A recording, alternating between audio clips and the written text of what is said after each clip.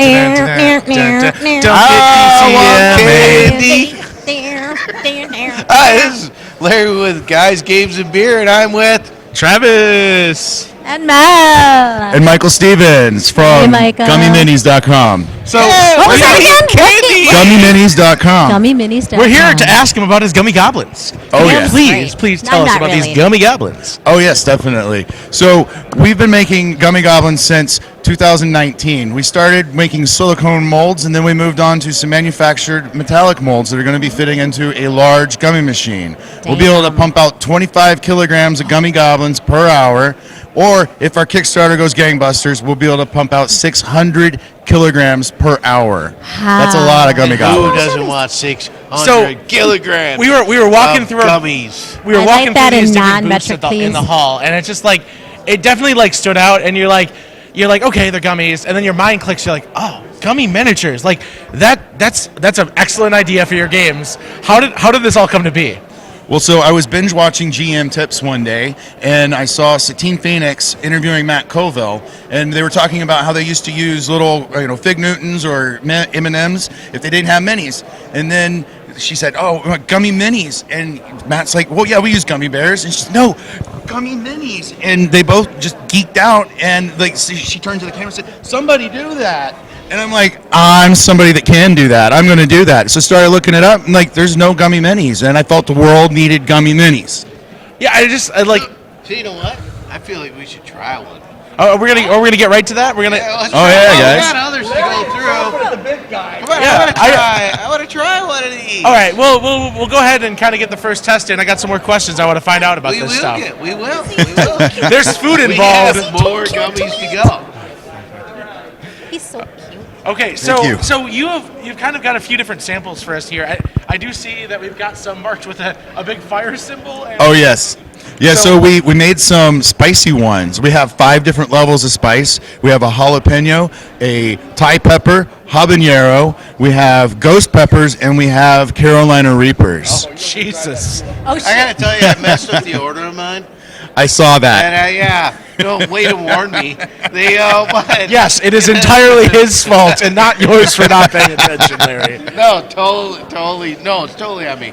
So, but Yeah, you just ate the ghost pepper. How is it? It was really nice. Yeah? It was really nice. Okay. I will say, and like I'm excited to get to that. I've been waiting a couple of days. Oh, I think you're gonna like it. Everybody I've heard tasties are like, oh, the first thing is like, oh my god, this is delicious. Like, Oh, yes. because you got the watermelon, you got some other like really Right. interesting flavors. Right. What So- is the jalapeno combo?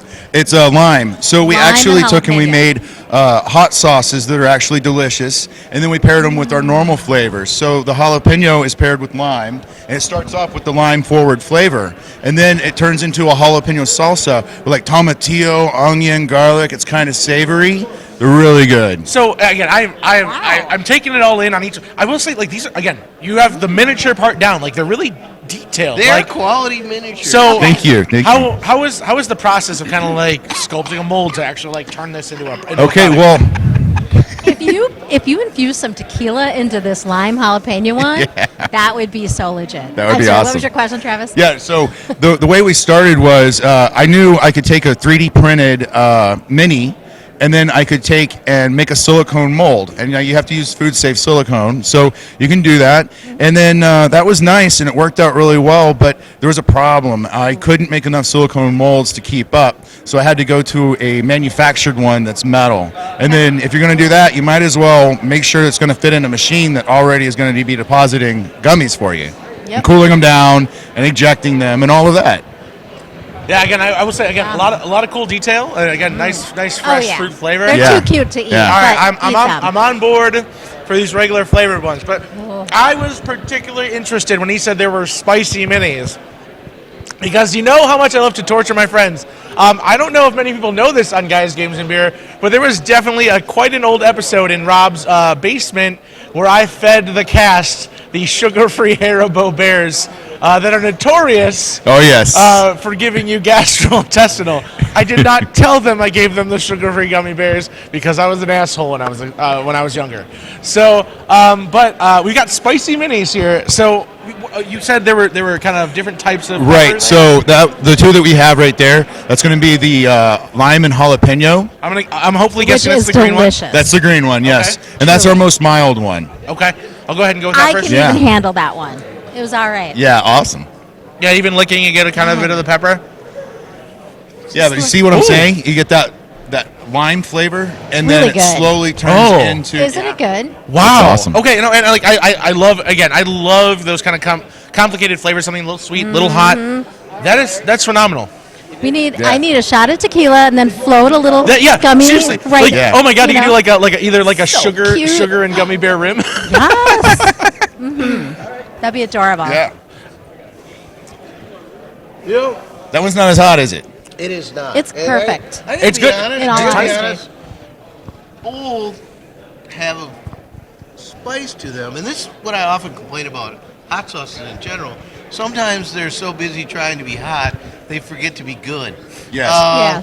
And both of the hot ones have a bite, and the ghost pepper is more of a bite, but it's still good. It's still a Right. very edible. And you that still was- have We a gotta do this flavor. together. That's always really important to me because I hate hot sauces that just are like it's pain. Yeah. Why am I doing this? There's no flavor. It doesn't taste good. Why would I do this to myself? Yeah, it's And crazy. I've seen the people watching this, and they're like, and again, surprisingly delicious for something being ghost pepper. So I'm really excited. This is what I've been waiting a couple days for. So Oh, you're gonna now love we it. gotta do this together, All okay? right, we're doing it. I already ate mine. I'm way ahead of He the has no game. impulse control. Do it. Oh, and again, yeah, you get the watermelon, right? Yeah, all of them have the forward flavor, and then you get the spice, right? And the ghost pepper one's going to give you the spice a little bit quicker than the jalapeno one And does. it will stay slightly resonant for a little bit. Oh, yeah. You will It's good. feel some. Yeah. That I actually And Okay. find that's it. saying a lot coming from me. yeah, 'cause gummy. I'm not a hot That is person. a phenomenal gummy. That is some gourmet gummy. I hands Truly. down. Thank you, Excellent. guys. Wow. Yeah, I thought she was going to flip out over this. Well, I I'm almost all right. feel like No. it's like almost like a. It's hotter than the jalapeno, but it's not undoable, and it. Unlike most ghost pepper stuff I've had, it's not overwhelming. Right. The flavor is there. I get It- the flavor of it. It Yeah. almost reminds me the level of And it hotness Really is good. hotness But of it's- like a red hot, like red hot candy. Ooh, more you than know. red hots. yeah. I think it's Oh, yeah. about there. You know, Yeah, you eat 10 of them, and you're not going to say that. Yeah, I'm gonna agree with that statement. I might. All right. What other savory flavors are you thinking about doing?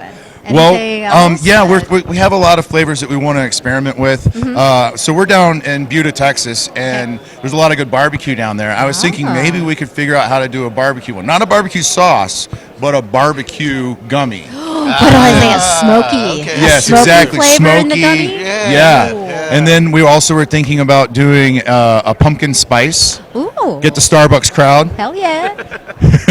So again, I know you've been kind of here handing out the con. What else kind of been doing to kind of get groundwork done to kind of make this a full reality? Talking to you guys. Cheers to that. No, so I was interviewed by Nerdarchy by Dave over there, and I've been posting on social media. I'm not very good at that, but if you see us, like us. So if the goblins really kick off really well, is there kind of thoughts of expanding to other molds? Oh, absolutely. Our Kickstarter has stretch goals for a paladin. We already have the mold. We already know the gummy works, and we also have a skeleton, and we know that one works as well. So we can make any of these things. All we have to do is model it. And so there's really, for like, if you're going to build a building, then there's engineering books that tell you, your steel beam has to be this thick, but Right. there's nothing like that for gummies. So we're having to kind of figure it out as we go.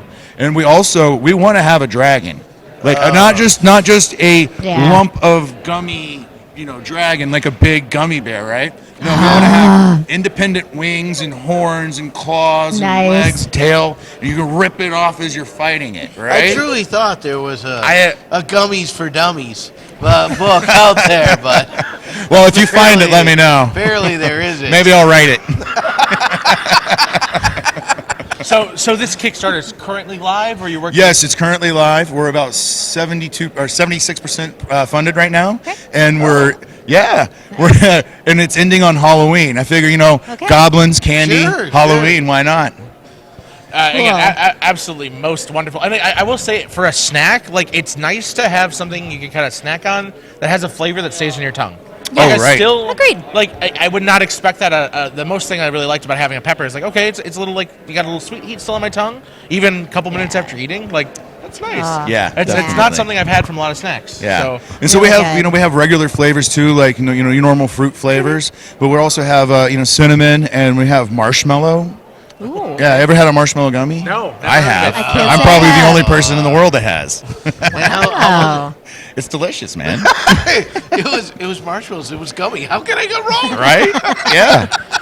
So, besides kind of getting this Kickstarter set up, and I know you've kind of been working with us on the show, are there any other kind of projects you've been working on to kind of align with your gummy interests? Yes. So we're working with the Children's Miracle Network so that you can donate gummies in the Kickstarter to the Children's Miracle Network, to the kids in the hospitals, and we're going to pay the shipping on those. And they're also really excited about it because most of the donations for children's hospitals are toys for little kids, like Right, toddlers and right. above, right? And so there's a bunch of teenagers that get left out. So they're going to hold on to all of the gummy minis and give them to the teenagers instead of just handing them out to the little How cool kids. is that? Actually, now I was initially thinking, oh, well, you probably wouldn't send the hot ones, but I'm thinking teenagers. Oh, heck yeah. Yeah, they probably would probably dig the. Yeah, Takis are there. Yeah, Takis. Yeah, exactly. So maybe we'll send a mix, so they can hand them out and be like, hey. All I'm saying is again, the fruit flavors were great. They were fine gummies, but you have a true hit on your hand with the spicy ones. Yeah, thank you. I think those are most wonderful. And I'm Yeah, they're I'm not really- overwhelming, but they definitely have a nice bite. Yeah. They're really good. So the other thing that we did was we had a charity stream for Game to Grow, and let me talk about Game to Grow for just a moment. They teach children with learning disabilities and autism how to play Dungeons and Dragons. It's more of a stripped down version, but it's still Dungeons and Dragons. Sure. And the great thing about it is it's the community effort, it's the math, it's the communication, and it's a shared experience that really helps draw these kids out of their self-isolation. So, and it's amazing. You can read the reviews on their website, and it'll say stuff like, well, my son had his first session with Game to Grow, and he's been better than he has been for a year and a half. I mean, it was really amazing. And so I had originally contacted Adam Davis at Game to Grow to see if he wanted to have the donated gummies to him. But, it was COVID, and they're not doing the games in person right then. Sure. So a couple days later, he asked me, like, have you ever made a spicy gummy? And I'm like, no, why? And so he said, hey, I want to do a Hot Ones themed charity event where we eat spicier and spicier stuff. So if you can make them, then that sounds like that would be a lot of fun. And I was like, I will make you all the gummies you need, no problem. Nice. And so he contacted the C team from PAX and Penny Arcade, and they agreed to do a Hot Ones themed type of thing. yeah. So we had the 5 different levels of spicy gummies, and they had to eat 5 gummies from each of them. By the end of the stream, they were all discombobulated. They all looked like they had a poison status, and they like it was genuinely Why are great you because purple? yeah. So our original goal was $5,000 for the stream, and we blew way past it. We made $12,500. Oh, nice. Yeah. So and again, that's for GameToGrow.org. Check them out. GameToGrow.org. Okay. Is that a national? They're in nonprofit, or is Seattle. it- They're in Seattle. Okay. And they're a little bit smaller of a charity, but they're well worth it. Okay. Check them out. So by the time this episode gets posted, there'll be about a week left to check on the Kickstarter. Besides checking out the Kickstarter for your gummy minis, where else can they find you online? Well, we have at Gummy Minis on Instagram, and then we have at Crawl Spaces C, because our company name is actually Crawl Spaces and Critters. We're probably going to change that to just be Gummy Minis. So I was having trouble finding it. There you go, man. And Critters. And Kratos. Yeah. Royalty thief. No, we got this for you later. I'm sorry. No, so we have a lot more information about the company if you go to about.gummyminis.com. And then we also have our press kit at presskit.gummyminis.com. Okay. Yeah. Excellent. Any questions for you guys? I do not. All right. I'm good. Although Fireball would be a good gummy, I'm just going to put that out there. Fireball whiskey. Fireball whiskey, yeah. If we can incorporate some sort of booze into it, like Ooh, a stout gummy. We can do it. Boozy Stout gummy. Ah, See, we have so many flavors in so little time. right. Oh, well, this has been another wonderful interview from GameHole 2021. Thank you for staying and watching. cheers, Thank you. guys. Bye. Thank you.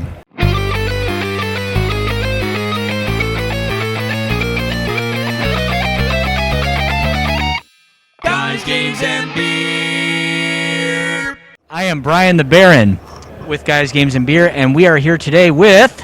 I am Kfir Mendel, aka Cave Geek, and I make fantasy maps on deerskin, pretty much. That is wonderful.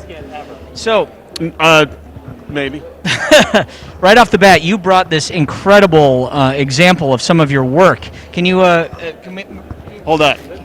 let's hold this up so that our viewers can get a real good look at this? There. This is remarkable. So this is a map of Middle Earth that I made actually a few years ago, but it was just kind of the easiest thing to take down from my booth. Awesome.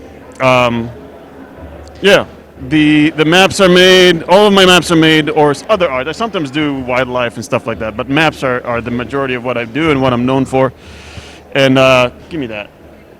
And I make them all on deerskin.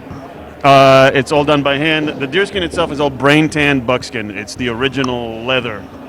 It's been around for tens of thousands of years as a material. That's awesome. Tell us a little bit about your background as an artist. I don't really have much. My background is actually I used to teach primitive survival skills, and Oh, wow. and used to tan the hides for a living and teach how to do that. That's really cool. And one Okay. day I just wanted to. I'm also a nerd, so when the Hobbit movies were coming out, luckily I hadn't seen them yet because they sucked. But I decided I had the idea of what would a primitive map of Middle Earth look like, and I don't know, so I made it. So I got a hide, I burned it. It wasn't this one, but I decided to make one. I got a hide that I had. I burned it on. I painted on with a stick and natural pigments. And when I was done, I was like, "Ooh, this is really, really cool. I'm gonna keep doing it." It looks incredible. So this color on here is all natural pigment? Those are all natural pigments. Yes, I don't go out and dig stuff up and grind it, but they are all natural, non-toxic pigments. I paint with a piece of bone on special projects, which this specific one was one of them. I mix the pigments with the fluid from deer eyeballs. Okay. Normally I just use water and glue, but for special ones I go full primitive. Awesome. Okay, so I have a couple other examples here that you brought along. Okay, here is our next example. It looks something like this. So that is a print. Yeah. This is basically a paper print. This is the map from The Hobbit. It's a fancy version of the map from The Hobbit. The original design for this one was done by an artist named Daniel Govar from Florida. He's a fantastic artist and human being. And I just put it on the deerskin. And so for the prints themselves, I actually finish the originals, and then I mount the originals on a flat surface, light them in a low angle so that shadows are cast, because the maps are actually three-dimensional. So any shadows you see here are actually real shadows from the originals. That is incredible. So- That detail is And fantastic. and then I photograph that, and it's a lengthy process because I have to photograph something this small. Is probably about a dozen different photos that then have to get stitched together just to get the photos sharp enough so that it looks real. It looks like the real deal. So, go ahead. Good. So how do you get the hide out? So buckskin. Hold that. I'll hold that. Right. So as you can see, it's very, very thin and very pliable. Right. Very soft, very pliable. So much like your skin, if you burn it, it shrivels. Right. That does happen. Yeah. Right. So it was an accident. The first map I made, I didn't expect that, but I the only way I could think of transferring the printed map that I had, that I just, I got the image off the internet and I printed it out on multiple pieces of paper, and I couldn't figure out how to transfer it to the skin. I tried graphite paper and all that, it doesn't work. So then I thought I could just burn holes through the paper, just make dots through, and then just, connect the dots. And once I did that, I noticed that the skin shrunk. Anywhere I burned it, it just shriveled. And then later on, I've been doing this for 8 years now, 9 years, and I learned how to enhance that and make it do what I want within reason. And so I'm basically using the heat to sculpt and draw at the same time. So anywhere I'm going to burn is going to shrink, so anywhere around that is going to kind of puff up. I can kind of make it move. So all these mountains and trees, they all stick out. Oh, they really do. Wow. Yeah. All right, and then I've got one other. I can take this. Take that. And then we have one other that example. That one is just to stay on theme. I brought another Tolkien-related one. This one is a map of Numenor. This was a commission, the original for this. This is, again, a print.